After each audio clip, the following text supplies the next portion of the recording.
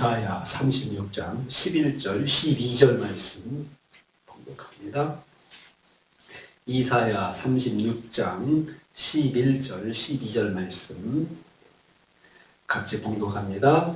이에 엘리야김과 셈나와 요아가 랍사게에게 이르되 우리가 아람 방언을 아오니 청하건대 그 방언으로 당신의 종들에게 말하고 성 위에 있는 백성 듣는 데에서는 우리에게 유다 방언으로 말하지 마소서 하니 랍사게가 이르되 내 주께서 이 일을 내 주와 내게만 말하라고 나를 보내신 것이냐?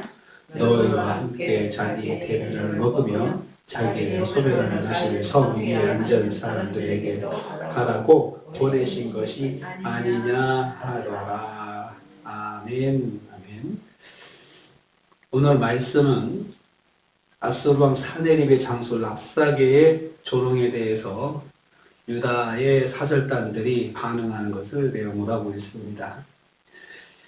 오늘 말씀 읽어보면요, 굉장히 모욕적인 말을 하고 있습니다. 그리고 동시에 이 사절단들이 굉장히 당황하면서 부탁하는 내용을 가지고 있습니다. 유다 방언이 아닌 아람 방언으로 말하기를 간청했습니다. 유다 사절단은 랍사게의 모든 조롱을 당하면서 청하건대 종들에게 아람 방언으로 말하고 라고 간청을 했습니다. 성 위에 있는 백성들이 듣기 때문이라는 것입니다. 공개적으로 유다와 왕을 모욕하지 말 것을 간접적으로 요청했던 것입니다.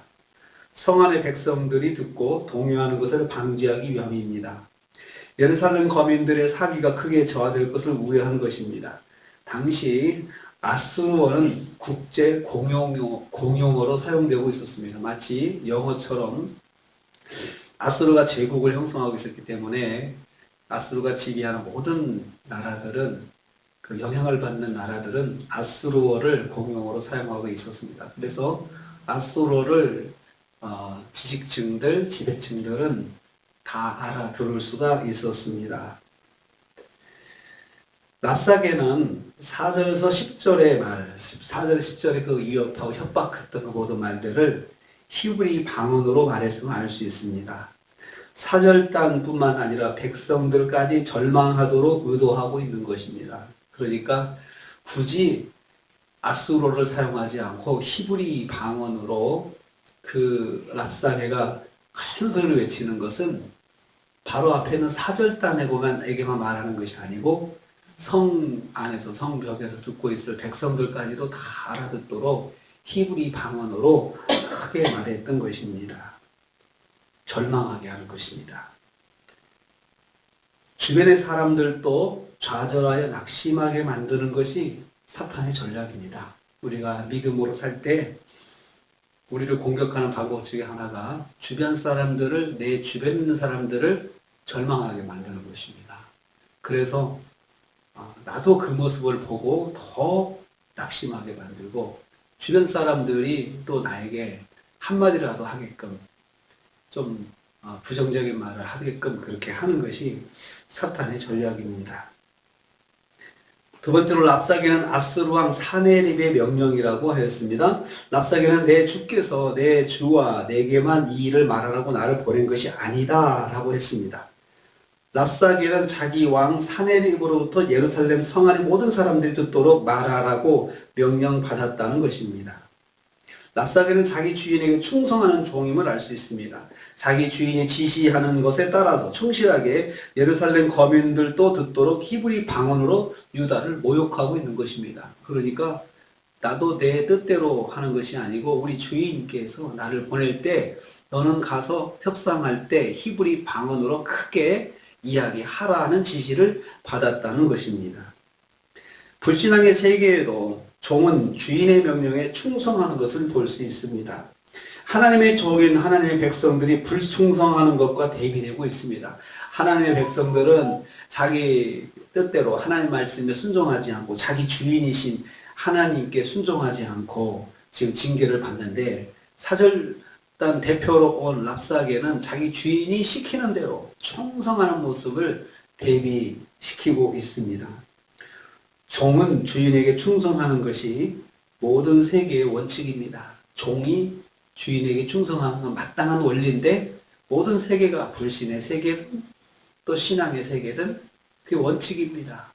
하나님의 종, 하나님의 백성인 이스라엘은, 유다는 당연히 하나님께 충성해야 하는 것임을 여기서 말하고 있습니다. 그런데 그렇게 충성하지 않아 지금 심판을 받고 있지 않습니까? 세 번째로 12절 후반부입니다. 랍사게는 더욱 모욕적인 말을 예루살렘에 선포합니다. 바로 자신이 주인에게 받은 명령을 전합니다. 내 주께서 이런 말을 하라고 나를 보내셨다로 시작합니다. 그 대상에 충격적인 내용이 담겨 있습니다. 유다와 예루살렘을 비참하게 만드는 말입니다. 너희와 함께 자기의 대변을 먹을 사람에게, 그리고 자신의 소변을 마실 성 위의 사람들에게 말하라고 강조하고 있습니다. 그 말을 그대로 전하고 있는 것입니다. 두 가지 의미가 있습니다. 첫째는 포위 상태에 있는 유다 백성들이 마실 물이 없어서 소변을 마시고 있다는 사실을 빗대는 것입니다. 처음에 이 사신단들이 왔을 때 그 수로 위에서 그 사절단을 만났다고 했습니다. 그러니까 이제 이야기가 길어지니까 수로를 받고 예루살렘으로 들어가는 히스기야의 터널로 만든 그 물길을 막은 거예요. 막으니까 성 안이 물이 이제 없기 시작합니다. 물이 마르기 시작하니까 사람들이 소변을 받아 마시기 시작했다고 그럽니다. 그러니까 그 사람들에게 말하라. 그러니까 아주 포위 상태가 길어져 가지고 아주 비참해진 예루살렘 성 안의 사람들을 표현하고 있는 것입니다. 둘째는 사내립은 유다와 예루살렘을 정복해서 그들에게 자신의 대변과 소변을 먹게 하겠다고 협박하는 것입니다. 내가 너희를 정복하면 너희는 내 소변과 대변을 먹게 만들 거야. 고위직들, 왕과 그 신하들에게 대소변을 받아 먹도록 아주 모욕적으로 그렇게 하겠다. 내가 들어가기만 해라. 너희들을 그렇게 만들 것이다. 하고 협박하는 것입니다. 하나님의 사람들을 시험하는 방법으로 모욕과 두려움이 있습니다. 그러니까 모욕도 주고 한편 두려움도 줍니다. 우리가 믿음의 결정을 하고 믿음으로 이렇게 살아갈 때 모욕도 받지만 어떤 때는 위협도 받습니다. 죽는다. 다 망한다. 그리고 고통스러울 것이다. 이렇게 위협을 받습니다. 그러면 믿음으로 결정을 해도 두려움이 오면은 흔들립니다.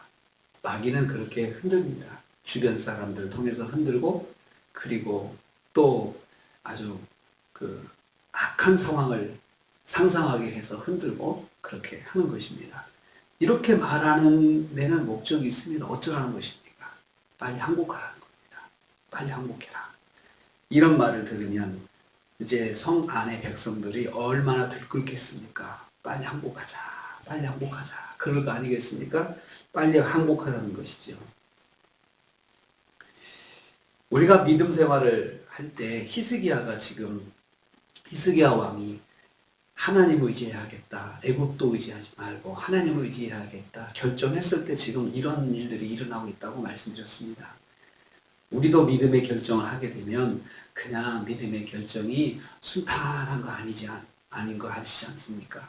다 그런 경험 해보셨죠? 믿음으로 결정해서 순탄하게 지나간 것이 없습니다.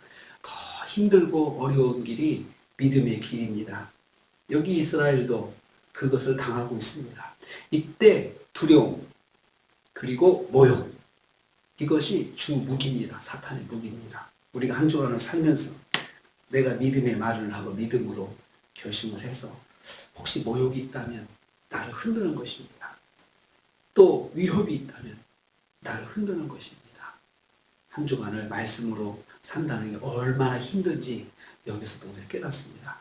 힘들지만 한 주간 말씀 가운데서 순종하면서 하나님 영광 돌리시면서 한 주간도 승리하시는 저와 여러분 되시기를 주님의 이름으로 축복합니다. 기도하겠습니다. 아버지 하나님 감사합니다.